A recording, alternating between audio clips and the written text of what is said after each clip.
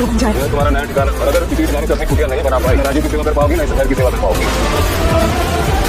Serial तो से नैना मिलाके की बात करें तो शो में आप सभी को बताते चले कि यहाँ पर अब सारी शर्तें जो हैं वो कुहू मान लेती है, क्योंकि कुहू को घर से बाहर निकाला जा रहा था, कुहू को उस घर में नहीं रखा जा रहा था, लेकिन कुहू सिर्फ राजीव के आसपास रहे, उसकी ढाल बनकर रहे, इसलिए कुहू सारी शर्तें मान लेती है। कुहू देव बाबू से ये कहती है कि वो अब राजीव जी के पास भी नहीं रहेगी, उनके रूम में भी नहीं रहेगी, लेकिन हाँ, जब उन्हें जरूरत पड़ेगी तो वो सिर्फ उनके पास आएगी। आपको बता दें कि यहाँ पर हाथ जोड़कर रूही ये बात कहती है कि अब वो कसम खाती है कि अब वो राजीव जी की परछाई से भी दूर रहेगी, वो इस घर में नहीं बल्कि बाहर कुटिया, इस घर से बाहर कुटिया बनाकर रहेगी। और इस बात पर देव मान जाते हैं। अब आप देखेंगे कि कुहू घर छोड़कर अपना सामान लेकर घर से बाहर निकलेगी और जो श्राप अभी तक शांत था, फिर से वो श्राप लौट आया है, क्योंकि उस औरत ने कुहू को साफ कहा था जब तक तो उस घर में है तब तक उस घर की नजरबट्टू बनकर रहेगी,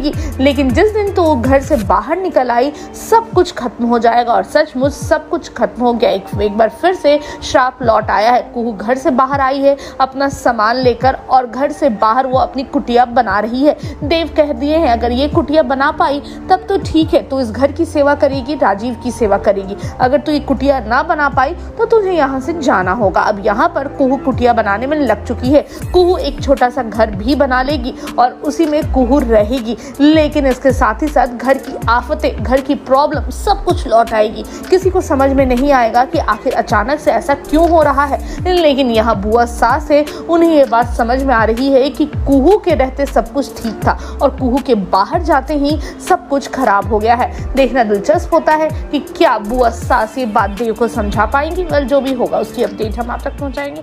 फिलहाल के लिए बस इतना ही।